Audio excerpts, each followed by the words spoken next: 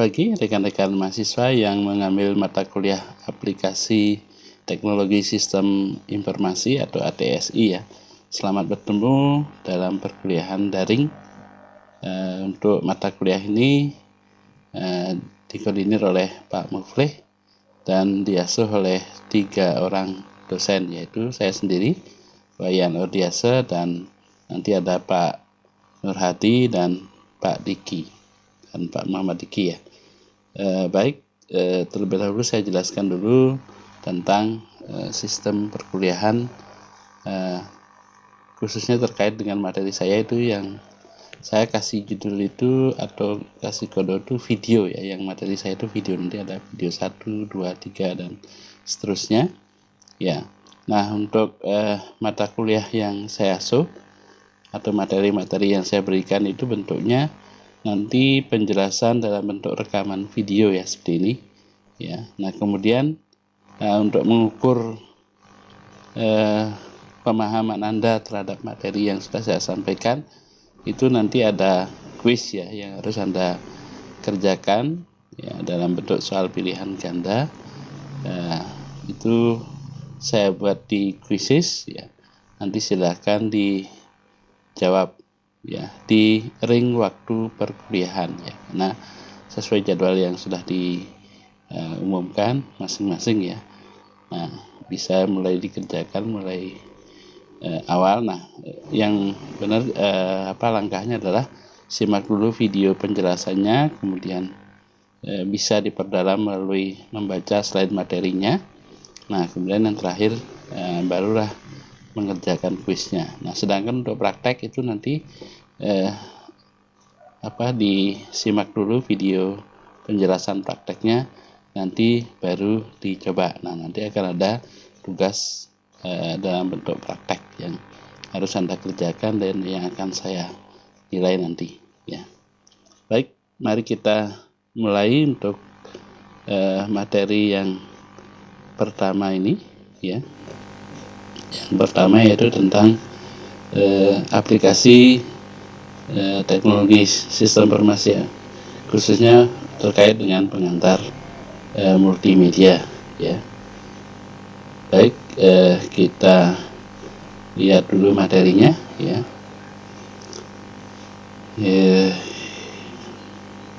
Ini nama saya ya, Wayan Ordiasa SKMD lengkapnya ya. Nah, untuk capaian pembelajaran dari mata kuliah ATSI ini ya, setelah nanti pembelajaran selama harusnya 5 minggu ya kalau dihitung normal itu ya. Namun ini kan karena jadwal dipadatkan ya, lebih padat, lebih pendek ya, karena kami gantian bertiga untuk mengisinya gitu ya. Yang pertama adalah mahasiswa itu mampu membuat sistem atau operating system berbasis Android ya, dalam menunjang pelayanan keperawatan atau promosi kesehatan. Nah, ini pada mata kuliahnya BK 16 ya, ini akan disampaikan oleh Pak Diki nanti ya. Kemudian yang berikutnya, mahasiswa mampu menggunakan aplikasi software dalam penunjang pembelajaran video atau vlog di bidang pelayanan keperawatan atau promosi kesehatan. Nah, ini yang bagian saya nanti ya, kita akan membuat video atau animasi atau vlog ya. Nah, kemudian yang berikutnya, mahasiswa mampu memanfaatkan sistem aplikasi dalam memetakan daerah risiko bencana. Nah, ini bagiannya Pak Nurhadi ya, yang BK 167. Kalau saya BK 16. Nah, kemampuan akhir yang diharapkan adalah mahasiswa mampu memahami dan mampu mempraktekkan penggunaan aplikasi atau software dalam menunjang pembuatan video atau vlog di bidang pelayanan keperawatan atau promosi kesehatan ya. Nah, ini tim dosennya ya, penanggung jawabnya adalah Pak Muflih. Nah, kemudian anggotanya di sini saya sendiri ya, dengan kodenya pakai WY atau Wayan gitu ya. Nah, kemudian yang kedua adalah Pak Muhammad Diki dengan kodenya DK ya. Kemudian yang ketiga Pak Nurhadi Wijaya ya. Nah, ini terkait dengan perkenalan saya ya. Saya adalah dosen tetap prodi informatika ya, di kampus 1 ya. Kemudian saya ruang saya ada di ruang prodi informatika dan informatika ya, di kampus 1 Jalan Adi Sucipto, KM 6,4 Jakarta. Kemudian ini nomor HP saya ya, bisa di WA. Kemudian ini alamat email saya ada 2 ya, yang @respatiasaid kemudian dan @gmail.com, sama ya, cuman belakangnya yang berbeda ya. Kemudian saya juga sebenarnya ada blog ya, isinya materi-materi kuliah zaman dulu sebelum ada LMS ini ya. Itu saya menaruh materinya di situ ya. Materi termasuk materi yang ini saya sampaikan ada di sini, tapi sudah beberapa lama atau beberapa tahun yang lalu ya. Nah, ini pohon aplikasi pengantar teknologi informasi atau ATSI ya. Nah, yang pertama di sini adalah tujuannya untuk aplikasi media promosi kesehatan.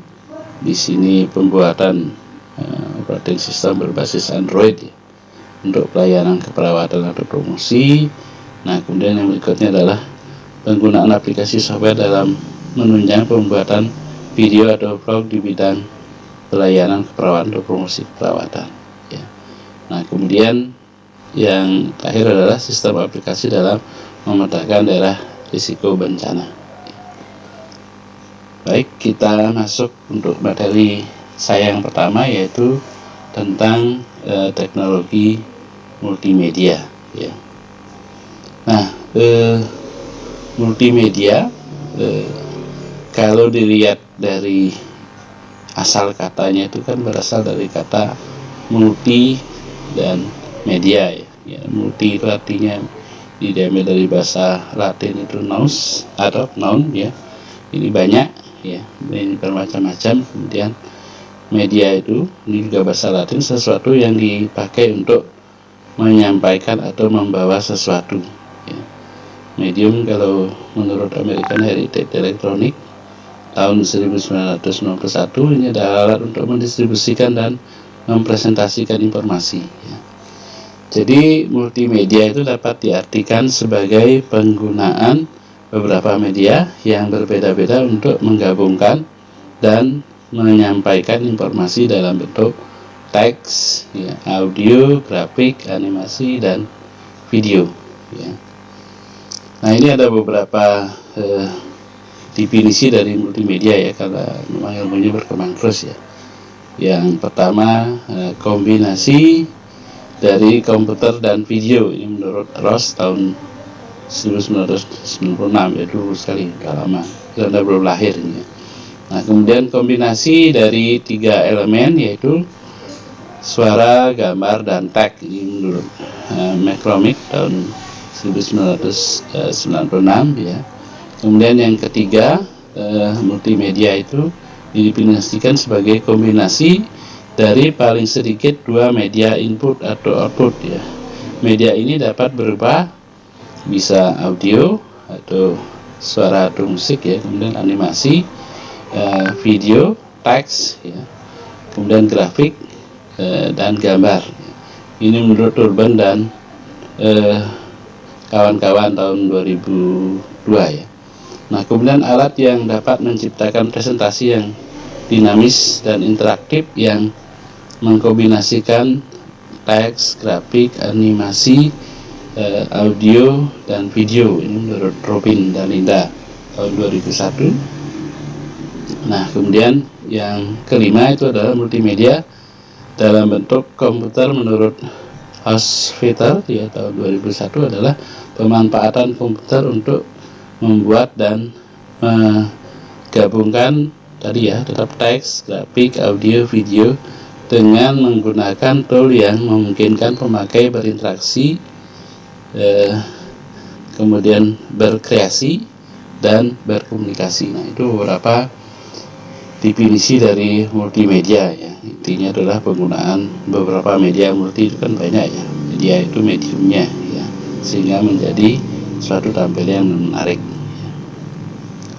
Nah, di sini kita perlu juga, kenapa sih multimedia itu dibutuhkan ya? Multimedia dapat digunakan dalam bentuk ya di sini. Yang pertama, bidang periklanan yang efektif dan interaktif ya. Mungkin rekan-rekan mahasiswa sudah paham semuanya bahwa media iklan saat ini itu hampir semuanya itu menggunakan multimedia ya. Sekarang kan iklan yang efektif itu adalah iklan yang ada di media seperti YouTube, kemudian Facebook ya. TV sudah mulai agak bergeser ya, karena orang itu sekarang sudah beralih ke media online ya. Nah, seperti itu. Kemudian yang berikutnya, multimedia itu digunakan dalam bidang pendidikan, dalam menyampaikan bahan pengajaran secara interaktif dan dapat mempermudah pembelajar karena didukung oleh aspek-aspek itu adalah suara, kemudian video, animasi, teks, dan grafik ya. Nah, ini yang kita gunakan sekarang ya. Saat ini saya akan menggunakan hal ini ya untuk mengajar ini ya. Kemudian bidang jaringan dan internet ini yang membantu dalam pembuatan website yang menarik, ya, informatif dan interaktif ya. Sekarang kan membuat website itu sangat mudah sekali ya dengan bantuan aplikasi multimedia. Nah, baik. Nah, bagaimana sih sistem bisa disebut sebagai sistem multimedia ya? Yang pertama, syaratnya adalah kombinasi media ya. Dia harus merupakan kombinasi dari media karena multi tadi ya. Ya, ini sistem disebut multimedia jika kedua jenis media, continuous dan discrete, ini dipakai ya. Contohnya media discrete ini adalah teks, gambar, dan media continue itu adalah audio atau video ya. Nah, kemudian independen di sini maksudnya adalah aspek utama dari jenis multimedia yang berbeda itu adalah keterkaitan antara media tersebut ya. Sistem disebut sebagai sistem multimedia jika tingkat ketergantungan atau keterkaitan antar media tersebut rendah. Nah, jadi malah multimedia itu harusnya independen ya. Seperti saya mengajar ini kan tidak harus saya langsung ada di depan Anda gitu ya. Bisa menyaksikan rekaman saya mengajar ini nanti bisa diulang-ulangi, kemudian bisa disaksikan baik melalui laptop maupun melalui HP gitu ya. Nah, kemudian komputer syarat yang ketiga ini komputer support integration. Ini sistem harus dapat melakukan pemrosesan yang dikontrol oleh komputer ya. Dan sistem dapat diprogram oleh sistem programmer atau user ya. Isi daripada multimedia itu bisa kita tata gitu ya, sesuai dengan keinginan kita, sesuai dengan apa yang kita rancang. Nah, kita lihat sedikit tentang sejarahnya multimedia. Nah, sejarah multimedia ini berawal dari teater ya, bukan dari komputer sebenarnya. Pertunjukan yang memanfaatkan lebih dari satu medium itu sering disebut dengan pertunjukan multimedia ya. Ketika zaman dulu kan ada ini ya, kayak drama itu di panggung ya, itu kan ada macam-macam media yang ditampilkan di situ ya untuk menghidupkan situasinya ya. Ada musiknya, kemudian nanti ada efek-efek suara dan sebagainya. Ada sinar cahaya-cahaya yang dimainkan. Nah, itulah multimedia sebenarnya. Asalnya dari sana, dari pertunjukan ya. Itu yang sekarang dikemas menjadi media yang kita pelajari sekarang ini ya, untuk menyampaikan pesan atau informasi ya. Nah, sistem multimedia itu sebenarnya dimulai pada akhir tahun 1980-an dengan diperkenalkannya HyperCard oleh Apple ya. Anda tahu Apple itu kan komputer atau barang-barang yang sangat mendukung multimedia sejak dulu ya, sejak kemunculannya ya. Pada tahun 1987 dan pengumuman oleh IBM pada tahun 1989 ya. Ini saya ketika mulai kuliah ini, itu mengenai perangkat lunak audiovisual atau connection yang dikenal dengan istilah AVC ya. Nah, kemudian pada tahun 1994 diperkirakan ada lebih dari 700 produk sistem multimedia di pasaran ya tahun itu ya. Sekarang ini sudah, mungkin rekan-rekan mahasiswa nggak pernah lihat komputer seperti ini ya. Kalau saya dulu kuliahnya model komputer ini seperti ini ya. Ketika tahun 89 itu saya kuliah, komputer seperti ini kan mungkin adik-adik nggak lihat itu model-model komputer seperti ini ya. Ada disket dan sebagainya, sudah nggak zaman sekarang ya. Nah, kemudian lahirnya teknologi multimedia ini adalah hasil dari perpaduan kemajuan teknologi elektronik ya, teknik komputer dan perangkat lunak ya. Nah, kemudian kemampuan menyimpan dan pengolahan gambar atau digital dalam belasan juta warna ya, dengan resolusi tinggi serta reproduksi suara maupun video dalam bentuk digital ya. Nah, multimedia merupakan konsep dan teknologi dari unsur-unsur gambar, suara, animasi, serta video ya. Nah, disatukan dalam komputer untuk disimpan, diproses, dan disajikan guna membentuk interaksi yang sangat inovatif antara komputer dengan user. Nah, dari tadi saya menyampaikan ada animasi, ada video gitu ya. Mungkin rekan-rekan mahasiswa tahu ya apa bedanya antara animasi dengan video ya. Nah, karena dari tadi kan saya menyinggung ada animasi, ada video ini ya. Nah, bedanya adalah kalau animasi itu adalah gambar yang diciptakan, jadi ditiru gitu ya. Gerak aslinya ditiru, contohnya film kartun itu ya. Nah, kalau video itu adalah gerak real ya, alami ya. Misalnya saya sedang mengajar ini di syuting ya, itu namanya video ya. Tapi kalau saya ditirukan, nanti kita akan belajar animasi berikutnya. Nah, itu namanya animasi ya. Nah, seperti itu. Nah, kemudian bila dibandingkan dengan informasi dalam bentuk teks, huruf, dan angka yang umumnya terdapat pada komputer saat ini, tentu informasi dalam bentuk multimedia yang dapat diterima dengan kedua indera penglihatan manusia dalam bentuk yang sesuai dengan aslinya atau dalam dunia yang sesungguhnya atau reality ya. Nah, dengan bantuan multimedia ini kita kan sekarang banyak sekali dibantu ya, bagaimana kita melihat planet, misalnya planet Mars, bulan ya, itu bisa kita lihat melalui bantuan misalnya Google Map, Google Earth gitu ya. Nah, kalau dulu itu tidak bisa ya. Nah, sekarang itu sangat-sangat memungkinkan itu dilakukan atau kita lihat dan dibantu oleh komputer ya. Itu. Nah, teknologi multimedia ini dipandang sebagai revolusi ketiga dalam teknologi informasi setelah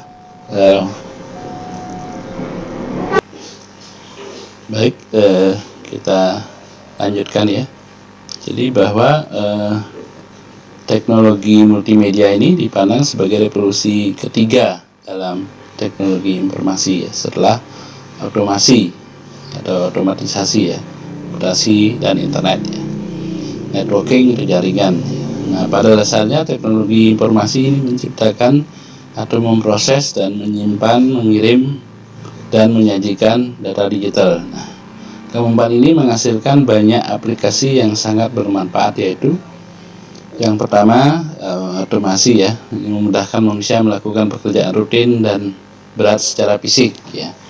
Nah, sekarang itu dengan dibantu multimedia, misalnya di bank ya kan, tidak perlu ada orang yang selalu memanggil ya, nomor antrian 5 silahkan menuju ke kasir nomor 3. Nah, itu sekarang sudah digantikan oleh mesin ya, tidak orang lagi yang ngomong, itu tinggal direkam suaranya kasir mana yang kosong gitu ya.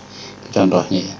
Kemudian internet ini memperkaya sumber informasi sehingga interaksi dan kualitas keputusan menjadi lebih cerdas. Internet itu memang luar biasa ya, telah membantu kita terutama di masa pandemi ini ya, itu sangat luar biasa kita dibantu. Kalau nggak ada internet dan multimedia, mungkin pembelajaran kita berhenti ya karena masa pandemi ini ya. Nah, kemudian yang ketiga, multimedia itu mengintegrasikan unsur keindahan, seni, ekspresi diri ke dalam teknologi informasi ya. Nah, kemampuan ini memungkinkan dihasilkannya berbagai fungsi dan layanan yang meningkatkan kualitas hidup manusia. Nah, ini sudah pasti ya.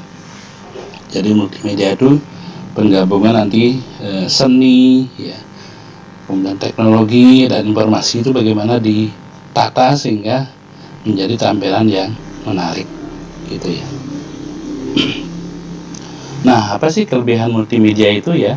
Dari berbagai media informasi, multimedia itu memiliki satu kelebihan tersendiri yang tidak dapat digantikan oleh penyajian media informasi lainnya ya.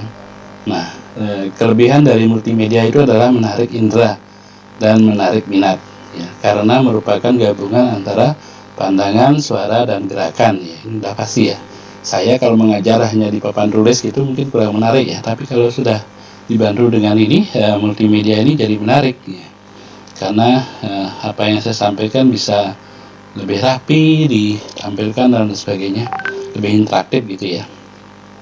Nah, kemudian yang berikutnya, lembaga riset dan penerbitan komputer yaitu Komputer Teknologi Riset ini menyatakan bahwa orang itu hanya mampu mengingat 20% dari yang dilihat saja dan 30% dari yang didengar. Nah, tetapi kalau orang itu bisa mengingat 50% dari apa yang dilihat dan didengar, dan lebih bagus lagi adalah 80% dari yang dilihat, didengar, dan dilakukan sekaligus. Nah, inilah yang akan kita terapkan nanti berikutnya ya di praktek ya. Kita akan praktek itu artinya kita melakukan. Nah, harapannya rekan-rekan mahasiswa bisa menyerap 80% dari apa yang saya sampaikan gitu ya. Nah, komponen multimedia di sini menurut James Sen ya, multimedia terdiri dari terbagi dalam beberapa elemen-elemen multimedia seperti yang terlihat dalam gambar berikut ya. Dari tadi disinggung ya, ada teks, tulisan kan mesti ada itu ya, tiap multimedia baik itu game dan sebagainya itu ada teks. Kemudian ada gambar atau image ya. Nah, kemudian ada animasi tadi ya. Jadi kalau image ini adalah gambar yang diam atau foto gitu ya, animasi ini gambar yang digerakkan dan tidak alami, ini diciptakan ya. Nah, sementara video itu adalah gambar real ya. Saya sedang mengajar ini kan rekan-rekan mahasiswa bisa lihat gambar saya yang sedang mengajar ini ya, itu adalah video. Nah, kemudian audio adalah suara ya. Audio ini berupa suara, tapi ada juga musik ya. Mungkin adik-adik bisa membedakan antara suara dengan musik ya. Kalau suara itu asal aja ya, jadi gelas jatuh itu, gelas pecah itu suara gitu ya. Tapi kalau musik itu dia berirama ya. Misalnya apa? Misalnya kita mendengarkan gamelan dan lain sebagainya, misalnya menyanyi orang sedang main gitar dan lain sebagainya, itu musik karena ada iramanya. Itu bedanya ya. Ini sering saya tanyakan nanti di kuis ya, apa bedanya antara video dengan animasi, apa bedanya antara suara dengan musik ya, seperti itu. Baik, nah itu tolong ditekankan pemahaman yang saya sampaikan tadi ya, terkait dengan image, animasi, video, audio, dan teks ini karena menjadi bahan daripada di media. Nah, di sini ada diulas ya, silakan nanti dibaca. Teks ini bentuknya ya data ya, multimedia yang paling mudah disimpan dan dikendalikan. Ini teks dapat berbentuk kata, surat, narasi. Multimedia ini menyajikan bahasa ya. Kebutuhan teks tergantung kepada pengguna aplikasi multimedia ya. Kemudian image atau grafik ini adalah untuk menggunakan gambar dalam presentasi atau publikasi multimedia adalah karena lebih menarik ya, perhatian dan dapat mengurangi kebosanan dibandingkan dengan teks ya. Kalau hanya teks saja gitu kan kurang menarik ya.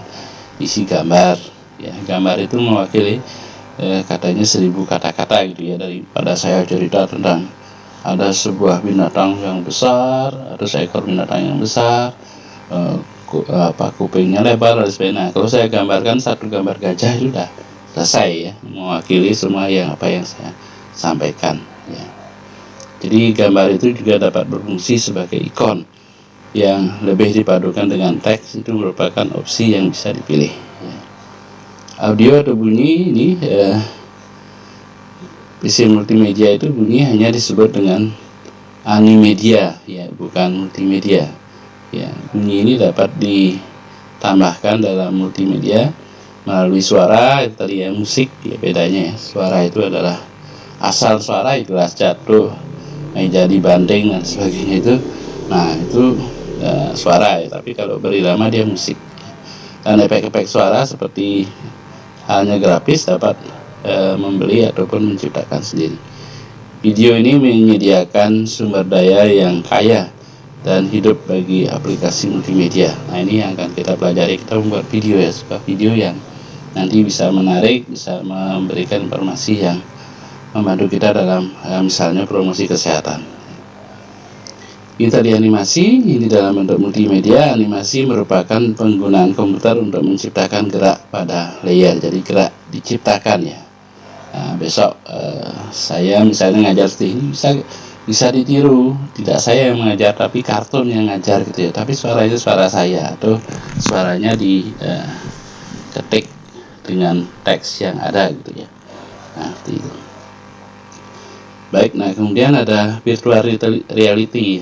Ini sedang tren sekarang ya. Ini adalah merupakan penggunaan multimedia untuk penerapan secara langsung ya. Ya, ini kan banyak sekali ya. Kalau kita mau main game dan lain sebagainya, itu seolah-olah real kita berada di alam tersebut. Nah, atau film 3 dimensi itu kan, ini akan membantu virtual reality itu. Nah, pentingnya multimedia dalam praktek public relation ya. Nah, ini kan orang-orang yang bekerja di public relation itu sangat membutuhkan multimedia ya. Media merupakan bentuk jamak dari medium. Dalam ilmu komunikasi, media diartikan sebagai saluran ya, kemudian sarana penghubung dan alat-alat komunikasi ya. Nah, kemudian multimedia public relation di sini adalah berbagai macam media yang dipergunakan oleh PR ini ya, public relation, untuk mewakili organisasi dengan publiknya, yaitu publik internal dan eksternal untuk mencapai tujuan. Nah, ini public relation, seorang public relation itu dia akan bisa memberikan materi dalam bentuk tulisan ya. Tulisan yang indah tentunya, kemudian dalam bentuk audio visual ya, kemudian corporate identification material ya, di sini terkait dengan profil perusahaannya dan sebagainya gitu. Nah, kemudian public relation, public service activities ya, apa saja yang dilakukan oleh perusahaannya itu, nah itu disampaikan oleh seorang public relation. Nah, bisa juga disampaikan dalam bentuk website atau web ya. Nah, kemudian bisa dalam bentuk berita, kemudian speech ya, narasi di sini ya. Nah, kemudian special event tertentu ya. Nah, ini yang bisa dilakukan oleh seorang public relation dalam memasarkan atau mempromosikan perusahaannya ya. Nah, ini jika diperhatikan adalah macam-macam merek ya, merek-merek yang sudah terkenal. Di sini ada Google, Yahoo dan sebagainya. Ini semuanya menggunakan multimedia ya. Di sini yang kelihatan di sini kan Google, yang maksudnya ada YouTube dan lain sebagainya. Ini semua merek-merek ini sudah sangat-sangat menggunakan multimedia. Ada Facebook dan lain sebagainya ya. Ini demikian banyaknya media yang sekarang ini masing-masing memiliki merek tertentu ya, keunggulan tersendiri. Nah, ini multimedia itu bisa digunakan untuk macam-macam ya, bisa untuk presentasi ya, bisa di HP sekarang ya, dengan adanya HP ya. Kemudian bisa video tadi ya, direkam nanti di-upload. Nah, kemudian dalam bentuk dokumen itu disimpan, ditata sehingga menarik ya. Kemudian grafis, gambar, ini juga foto-foto itu sekarang kan bisa ditata dengan baik dengan menggunakan HP kita ambil. Nah, kemudian yang bagus lagi adalah yang interaktif ini ya, bisa real kita lihat ya. Misalnya apa, kondisi Gunung Merapi sekarang itu bisa kita pantau melalui kamera yang dipasang di atasnya Gunung Merapi, bagaimana situasinya dan sebagainya, itu bisa kita lihat secara interaktif ya, real. Demikian juga kalau kita ingin melihat bulan ya, wajahnya bulan. Kalau dulu kan kita hanya bisa melihat dari buku-buku, dari cerita orang, video gitu ya. Sekarang kan bisa real, dengan bantuan internet itu kita bisa lihat seperti Google Map itu ya. Tapi di bulan ya, bagaimana, di mana sih astronot yang pertama mendarat itu, kita bisa lihat tempatnya ya. Nah, media relation di sini bentuknya bisa, kalau dulu ada CD Media Kit ya, ini sudah mulai ditinggalkan CD itu ya, tapi ada masih beberapa ya. Kemudian sampel tes ya tentang produk itu bisa disampaikan dalam bentuk multimedia juga ya. Kemudian press release atau berita, kemudian press tour ya, kalau mau menjual sebuah tempat itu ditunjukkan apa keunggulan tempatnya ya. Press conference ya, seperti perusahaan kalau ada produk yang baru dan sebagainya, dia melakukan press conference ya. Kemudian company profile, tentang profil dari perusahaan. Kemudian special event tertentu itu bisa dimasukkan di dalam dengan menggunakan multimedia ya. Saya kira itu untuk materi yang pertama ini ya. Silahkan disimak ya. Kemudian untuk detailnya baca lagi slide materi yang saya share di LMS ya. Jangan lupa melakukan presensi kehadiran di jam perkuliahan sesuai jadwal ya. Kalau jam ini kan kuliahnya mulai jam 7 ya, maksimal nanti bisa diakses presensinya sampai jam 8.40 ya. Demikian seterusnya nanti yang jam 9 mulai jam 9 sampai jam 10.40 ya. Nah, seperti itu. Nanti bila mana ada kendala ya, silahkan di japri saya ya, kan karena kita namanya jaringan ya. Mungkin di tempat Anda tinggal itu ada kerusakan jaringan dan sebagainya ya, asal itu real, silahkan disampaikan ke saya ya, nanti saya carikan solusinya ya. Baik, saya kira itu dulu untuk materi yang pertama ini. Nanti sampai ketemu di jam 9 ya. Di materi yang kedua kita akan praktek nanti ya. Pesan saya, karena kita masih ada di PPKM ya, pembatasan kegiatan masyarakat, tolong ditaati peraturan-peraturan yang ada ya. Kita selalu melaksanakan prokes ya, karena saat ini memang sedang naik-naiknya orang yang terpapar COVID ya. Dan kita memang perlu membatasi melaksanakan prosedur kesehatan ya, prokes ya, demi kesehatan keselamatan kita semua. Nah, mudah-mudahan masa pandemi ini bisa segera berlalu sehingga kita bisa kuliah dengan normal ya. Ini kan memang sangat membatasi ya, walaupun bisa dibantu gitu, tapi tetap terbatas ya. Terutama nanti saya ngajar praktikum itu akan sangat terbatas. Kalau real bisa ketemu kan mudah sekali ya. Baik, saya kira demikian. Nanti silahkan dikerjakan kuisnya untuk mengetahui daya serap Anda terhadap materi yang ada, dan silahkan diulang-ulangi ya. dan kuis ini akan menjadi bahan ujian akhirnya nanti gitu ya. Jadi Anda tinggal pelajari itu ya, tidak jauh-jauh dari situ karena soal-soalnya itu diambil dari materi yang saya sampaikan. Baik, saya kira demikian. Terima kasih atas perhatiannya. Selamat pagi.